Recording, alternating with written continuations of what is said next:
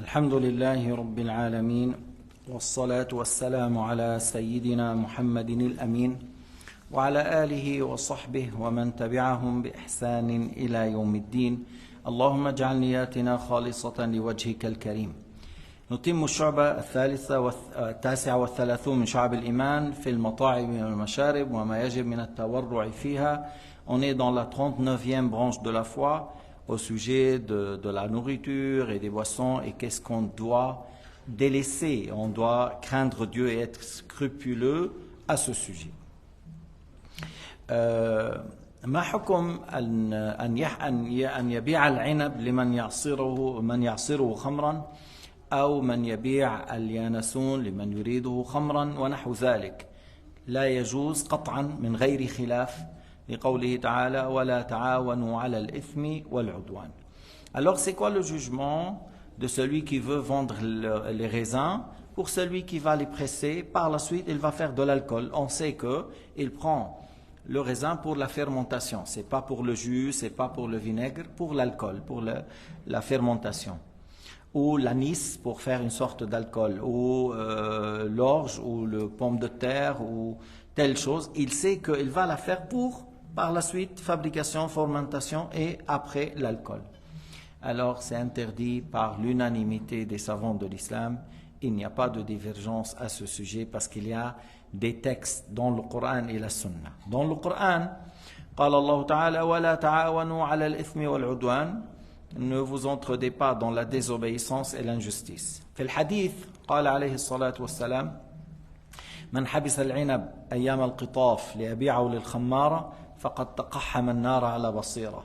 Celui qui laisse le raisin afin de le vendre pour la fermentation. Alors c'est comme celui qui se jette et se lance à l'enfer avec toute clarté. تقحم النار على بصيرة يعني هذا الإنسان يدخل النار بطريق واضح بسبب هذا الذنب الكبير parce que ça c'est un grand péché. أيضا من حبس العنب أيام قطاف حتى يبيعه من يهودي أو نصراني ليتخذه خمرا فقد تقحم النار عيانا. Tu vois ici, il a dit, il va le vendre à un chrétien ou juif, et le chrétien et le juif, il va faire de la fermentation. Et il a dit, ça va le ramener à l'enfer avec toute clarté.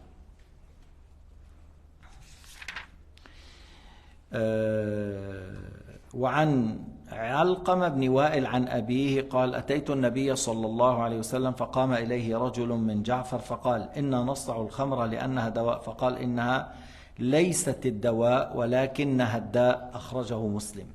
Quelqu'un qui s'appelle Alqama fils de Wa'il a dit que je suis venu au prophète alayhi salatu wassalam. Un homme est venu d'une certaine tribu et il a dit voilà, nous on fait l'alcool parce qu'on l'utilise comme médicament. Il a dit ce n'est pas un médicament, c'est une maladie, c'est une épidémie.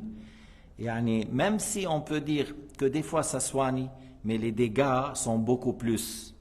Alors il ne faut pas la considérer comme un médicament, mais plutôt les dégâts de l'alcool, c'est beaucoup plus grand que certaines choses que des fois ça peut aider à telle et telle chose. Et on a déjà dit, si on a des médicaments dans lesquels il y a de l'alcool, on demande est-ce qu'il y a quelque chose remplaçant sans alcool? S'il dit oui, on prend l'autre et on ne prend pas ça. إذا كان الدواء فيه خمر نسأل هل يوجد مثله يقوم مقامه وليس فيه خمر وليس فيه شحم خنزير؟ إن قالوا نعم اشتريناه. وإن لم يوجد إلا هذا وأنت مضطر إليه يجوز للتداوي. S'il n'y a que ça et que toi tu as besoin parce que vraiment c'est une question de soins et c'est urgent et tu n'as rien à part ça, alors tu as le droit de l'utiliser. للضرورة يجوز.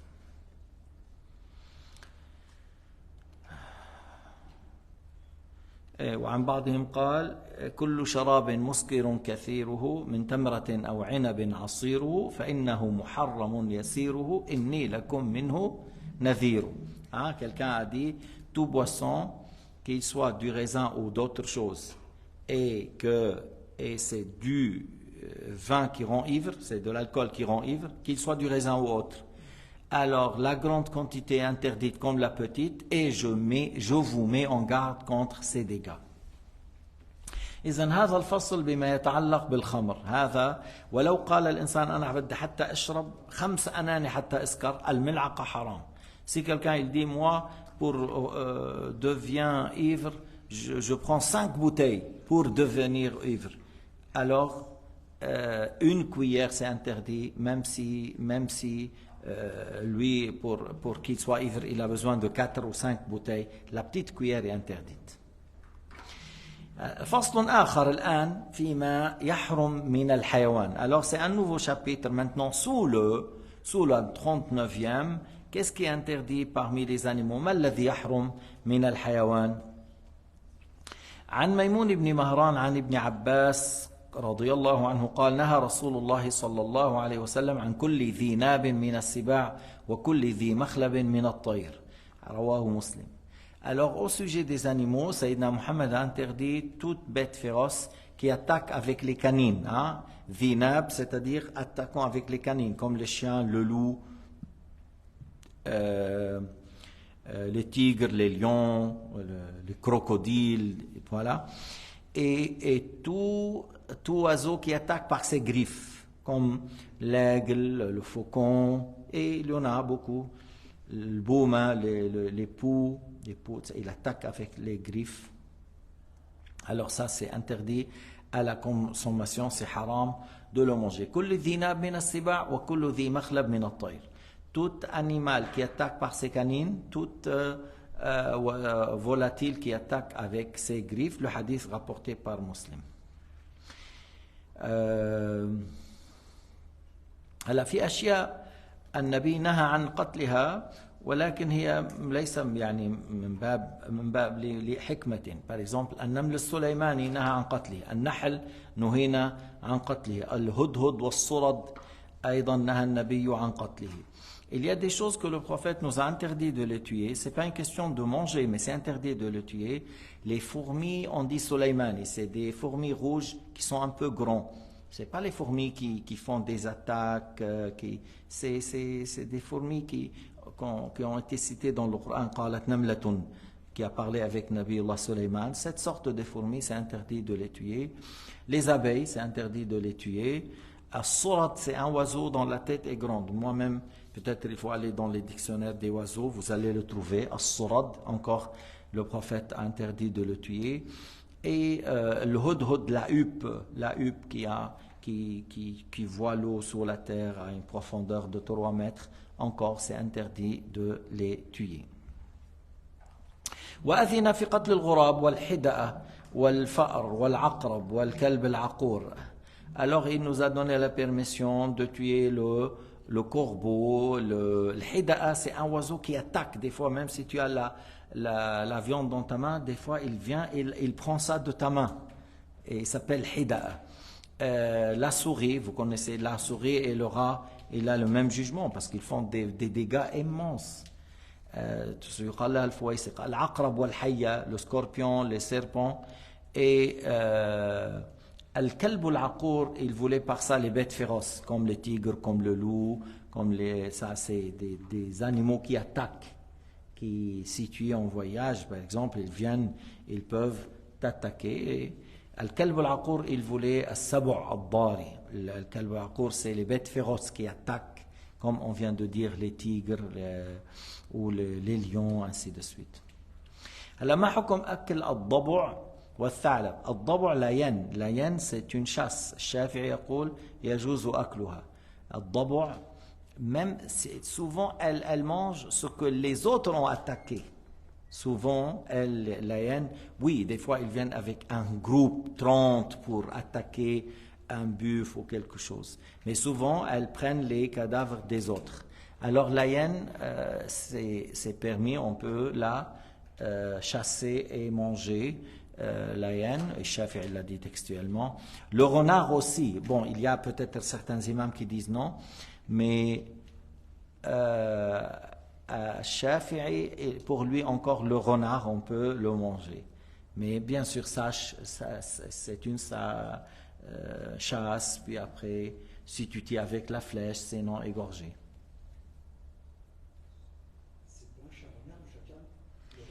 Le renard, maintenant, il y a plusieurs choses. On dit al-tha'lab. on dit al-tha'lab, le renard al-tha'lab. Yani, encore, ils disent al-tha'lab encore que c'est pas, ils n'attaquent pas par les canines, c'est comme la hyène. C'est comme la hyène. Oui, ils peuvent attaquer les poulets, hein? Voilà, oui, ils peuvent attaquer.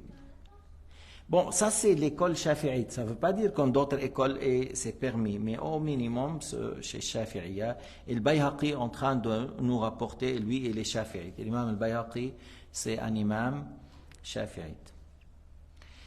قال وروينا الخبر يعني البيهقي يقول روينا الخبر في إباحة الأرنب وحمار الوحش والحباري معروف الحباري بالصيد. Alors il a dit, ça a été bien rapporté que les lièvres, les lapins on peut manger, malgré les chiites ils disent on ne peut pas manger, mais non on peut les manger, les lièvres, les lapins. حمار الوحش طبعا les zèbres c'est une chasse, on peut manger. أما حمار الأهلي لا, l'âne normal là qui domestique, on n'a pas le droit de manger. Les Arabes mangeaient cela avant.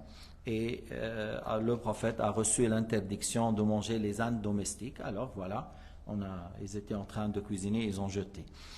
Mais les zèbres, les ânes sauvages, les zèbres là, on peut les chasser et on peut les manger. Le habari, j'ai dit, c'est une sorte d'oiseaux qui sont vraiment grands, comme des grands canards, c'est des choses qui sont bonnes et c'est de la chasse. الضب يجوز أكله لكن النبي ما أكله لكن ما اعترض على الذي أكله. الضب, je ne trouve pas le mot en français parce que c'est un lézard qui est grand. Ils disent il vit des siècles, hein, il peut vivre jusqu'à 600 ans. Et le prophète n'a pas mangé, mais il a vu des gens qui ont mangé et le prophète n'a pas reproché. Il a dit moi je sais pas l'habitude de ma famille ou mon tribu ne les mangeait pas. هلا الخيل عند المالكية يكره أكله أما عند الشافعي يجوز. Selon l'imam Shafi'i, les chevaux on les mange et les Arabes des fois ils les mangeaient et ils n'ont pas trouvé ça répugnant. L'imam Malik il a tiré parce qu'il a dit وَالْخَيْلَ لِتَرْكَبُوهَا, il a dit dans le Coran on parlait des chevaux pour qu'on monte au-dessus et comme zina des choses. Alors il a dit c'est déconseillé, mais selon l'imam Shafi'i, non, c'est pas déconseillé, on peut manger, tu égorges, surtout lorsque des fois certains chevaux, ils sont grands et tu peux rien faire, alors tu peux manger. Vous connaissez l'histoire de Hatim al-Ta'i qui a donné à son invité, parce qu'il n'y avait rien, il a égorgé le cheval et il lui a donné à manger. Après 3 jours, il lui a dit, qu'est-ce que ton besoin, c'est quoi ton besoin? Il a dit, je suis venu pour acheter le cheval. Il a dit, tu as déjà mangé de sa viande. Mais il n'a pas dit, écoute, j'ai rien, je m'excuse, parce que c'était dur pour les Arabes à l'époque de dire ça, surtout pour des gens comme Hatim al-Ta'i, qui est connu par sa générosité. Hatim al-Ta'i, c'est avant, il est mort avant l'envoi de Sayyidina Muhammad sallallahu alayhi wa sallam. ومعروف لعله بطاجكستان هيك او اوزبكستان معروف انه بيعطوا حليب الفرس في الصباح. Dans certains pays comme Tadjikistan ou Kazakhstan, il y a le matin, il chauffe le lait du jument et il donne. Et c'est énergétique et il donne ça. Et là, c'est du lait, c'est du lait. Ben, mais pour votre information, puisqu'on a parlé l'âne, c'est interdit. Alors le lait de l'ânesse, c'est interdit. Mais vous connaissez le lait de l'ânesse, ils font du fromage. Tu sais à combien le kilo de fromage de l'ânesse?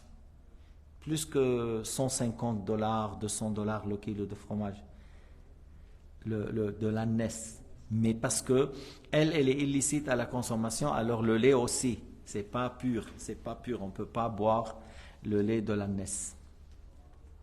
Mais il paraît, ils disent en Europe que c'est du lait très vitamineux, il sert à telle et telle chose, ils font du fromage et ils vendent le kilo à 150 ou 200 francs, quelque chose comme ça. على كل في عندنا كتاب on a le livre qui s'appelle حياة الحيوان الكبرى حياة الحيوان الكبرى la vie de l'animal ou le grand livre de l'animal et c'est un livre de 2 volumes Pour celui qui maîtrise l'arabe, c'est un livre où il y a beaucoup de choses bénéfiques.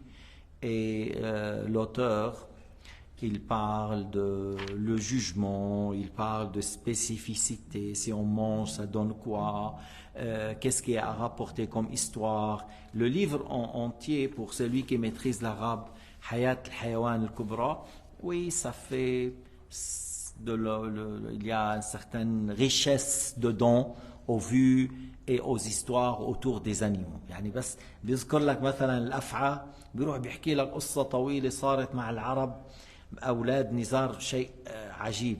Tu vois, il cite, lorsqu'il parle d'un animal, il cite tout ce qui est autour, qu'est-ce qui est rapporté dans le hadith, c'est quoi le jugement, si tu le vois dans le rêve, qu'est-ce qui est des histoires qui ont passé à ce sujet-là, vraiment, avec le chien, tu vois comment il parle, parce que le chien c'est un animal exceptionnel dans sa fidélité. Hein.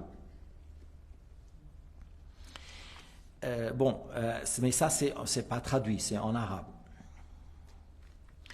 ويقول تعالى أحلت لكم بهيمة الأنعام. الأنعام هي الإبل والبقر والغنم. Allah Ta'ala a dit, on vous a rendu licite les animaux de l'an'am. Les animaux de l'an'am, c'est les chameaux, les camalidés, de toutes sortes de camalidés, et toutes sortes de bœufs, qu'ils soient buffles, sauvages, voilà, et les moutons, les chèvres, voilà, toutes ces sortes-là qui sont encore dans les moutons. فالبقر والإبل والبقر والشاة حلال لنا حرم علينا الله سبحانه وتعالى الميتة والدم ولحم الخنزير. Allah subhanahu wa ta'ala nous a interdit de manger la viande de l'animal qui est mort sans être égorgé, excepté deux, les poissons, les criquets. السمك والجراد هذا ما بتحتاج تذبح. Dans les poissons et les criquets, tu n'as pas besoin de égorger. Même si c'est un baleine, même si un baleine qui a 30 tonnes, il y a des baleines de 30 tonnes, tu n'as pas besoin d'égorger. Et les criquets, vous connaissez les criquets, c'est des sauterelles. Bien sûr, il y a quelque chose à jeter, tout ce qui est impur, et il reste les cuisses avec quelque chose du dos. Une fois que tu les cuis, moi, je n'ai pas encore mangé, mais il paraît que ici, maintenant, ils vont faire ça comme des chips là, pour les enfants. Ils vont mettre un sac de criquets au lieu de sac de chips. Et c'est permis ça. Ça, c'est permis, c'est pas interdit. Mais pas un sachet de cafard, on est d'accord. Ni des vers, ni cafard, ni vers, ni mouches. Les criquets, d'accord, mais pas les autres. ولحم الخنزير, alors la viande du cochon, toutes sortes de cochons sangliers, grands, petits, ils mangent de bonne nourriture, voilà, c'est interdit. Le porc, le cochon, sanglier ou autre. الدم المسفوح, le sang qui coule, parce que الكبد والطحال يجوز أكله, la foie et la rate, on peut manger. La foie et la rate, c'est pas du sang qui coule, mais le sang qui coule, alors on a l'interdiction de manger. J'ai vu, voyez, dans certaines tribus en Afrique, ils mélangent le lait avec le sang. Ils font vers le cou là, un pic là, et ça sort du sang. Ils remplissent comme 2-3 litres. Après, ils mélangent ça avec le lait. Et ils pensent que ça, c'est un vitamine. Quelle vitamine? Tout est bactéries maintenant. Le sang, plein de bactéries. C'est pour cela, lorsqu'on égorge bien l'animal en étant reposant, et tu l'égorges bien, le sang sort, et puis après tu auras une bonne viande. Tu auras une bonne viande. وحرم علينا أن نأكل المنخنقة والمتردية والنطيحة وما أكل السبع. Si le mouton est tombé et il est mort, on ne peut pas manger. Si le lion a attaqué le buffle et il vient de le tuer, et on est venu, on a trouvé la moitié fraîche, on n'a pas le droit, parce que c'est ce qu'Allah Ta'ala a dit, ce que la bête féroce a attaqué, qu'il a tué. Et celle qui a été tuée par le coup de corne d'un autre animal, et elle est morte, on ne peut pas la manger. Et celle qui a été étouffée, par exemple la corde avec laquelle on l'a attachée, elle a tiré, puis d'un coup, après, elle est morte étouffée. On n'a pas le droit de manger ça. هلا بعض الأحيان بيكون الحيوان أهلي ويهرب منك. Des fois, tu as un animal domestique et il fuit. فأنت تحتاج أن تضربه بالسهم حتى تقبض عليه وإلا سيهرب. Par exemple, tu tires sur lui, sinon il va s'échapper, tu n'arrives pas à l'attraper. Alors tu as tiré par une flèche. Si tu le trouves vivant, il faut l'égorger. Si tu le trouves mort, tu peux le manger. هذا لا تقدر على ذبحه. Parce que tu n'arrives pas à l'égorger et il a fui et tu n'as pas le moyen de l'attraper que par le fait de tirer. Alors tu as tiré, alors si tu le trouves vivant, tu dois l'égorger. Si tu le trouves mort, tu peux manger. هلا أي حيوان مقدور على ذبحه، طيب إذا أنا فلته أو أطلقت عليه لا يجوز. Tu vois, il y a certaines fermes, ou en France, ou en Amérique, il y a certaines, qu'est-ce qu'ils font? Tu vois là, je vais te laisser 4 gazelles, je vais les laisser et toi tu vas les chasser. Mais ils étaient quoi? Ils étaient dans un cage, tu peux les égorger. Alors c'est pas valable de dire je vais les chasser, parce qu'on pouvait les égorger. Ou par exemple, on a l'écaille ou l'oiseau qui s'appelle fuson ou quelque chose comme ça, il dit voilà, je vais les laisser voler et toi tu attaques. Non, parce qu'à la base tu as pu égorger, c'est pas une question ici de kiff là, c'est du kiff là, tu fais les voler et je tire et je prends. Non, c'est pas comme ça. La chasse, c'est un animal dans la nature, tu cherches à l'attraper, si tu arrives à l'attraper et égorger, tu le fais, mais sinon tu as tiré par un arc, flèche, ainsi de suite. Tu peux. Les fusils aujourd'hui, les plombes, là, les cartouches de plomb, la majorité des savants ont dit c'est interdit. La majorité. Sauf que l'imam al-Awza'i, selon l'ijtihad de l'Awza'i ici, avant de te tirer, tu as dit Bismillah et tu as tiré par la suite. Bien, tu viens à l'animal. Il est vivant, tu dois l'égorger. Il est mort, tu peux manger. إذن معكم الصيد بالرصاص. الصيد بالرصاص بالبندق معروف بالبارود وفي بندق، وهذا كريات ليس حادا، لا يقتل بحده، يقتل بدفعه، يقتل بقوة الدفع، فهذا لا يحل أكله. إلا أن بعض المتأخرين من المالكية والحنفية قالوا يجوز، وبعضهم قال إن جرى منه الدم كالمذبوح، لكن هذه أقوال ضعيفة. الأوزاعي قال إذا سميت الله قبل أن تضرب ثم وقع، فإن وقع ميتا حل أكله، وإن وقع حيا لا بد من ذبحه. Alors l'imam al-Awza'i a dit, si tu dis Bismillah avant de tirer, s'il est vivant, tu l'as attrapé vivant, tu dois l'égorger, s'il est mort, tu peux le manger. Ça c'est l'avis de l'imam al-Awza'i. Yani ahsan, c'est mieux de ne pas chasser avec les fusils, mais avec l'arc, avec les flèches à l'arc. Là, tu peux chasser sans problème. وبالأول يعني كان يتدربون، لأنه ألا إن قال عليه الصلاة والسلام ألا إن القوة الرمي، ألا إن القوة الرمي. Tu sais, les Tatars, comment ils ont pu envahir la moitié du monde? Parce qu'ils étaient des grands tireurs. Et ils courent derrière sur le cheval et ils tirent, je ne sais pas combien, 15 flèches et il atteint le cible en courant. C'est pour cela, il y a certains, mais comment on peut combattre ces gens-là? Toi, tu veux 20 secondes pour lui, il a tiré déjà 20 flèches et il a tué 20 personnes. Parce que depuis qu'ils sont enfants, ils apprennent à tirer, jusqu'à ça devient comme une nature, là. Et Sayyidina Muhammad, qu'est-ce qu'il a dit? Ala inna al-quwwat al-rami. Avant que les Tatars arrivent, Sayyidina Muhammad a dit la force c'est par la tire à l'arc. La force c'est la tire à l'arc. La force est la tire à l'arc. Alors l'imam Shafi'i radiyallahu anhu, notre imam qui a dit, il a dit j'ai jamais rentré dans une chose sans arriver au sommet. Même dans la tire à l'arc, il a dit je tirais 10, j'atteins dans le cible 9 au minimum. Imam Shafi'i était un grand tireur. Parmi les Sahaba, Sa'd ibn Abi Waqqas était un grand tireur.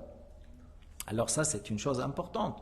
وكذلك النبي حث على السباحة والرماية وركوب الخيل. Il nous a encouragé d'apprendre à tirer, d'apprendre à monter sur le cheval et à faire la natation. هذا شيء من الرياضة المفيدة. Ça c'est du sport qui est bénéfique. Ça c'est du sport qui est utile et qui est bénéfique. والله سبحانه وتعالى أعلم والحمد لله رب العالمين وصلى الله على سيدنا محمد وعلى آله وصحبه وسلم.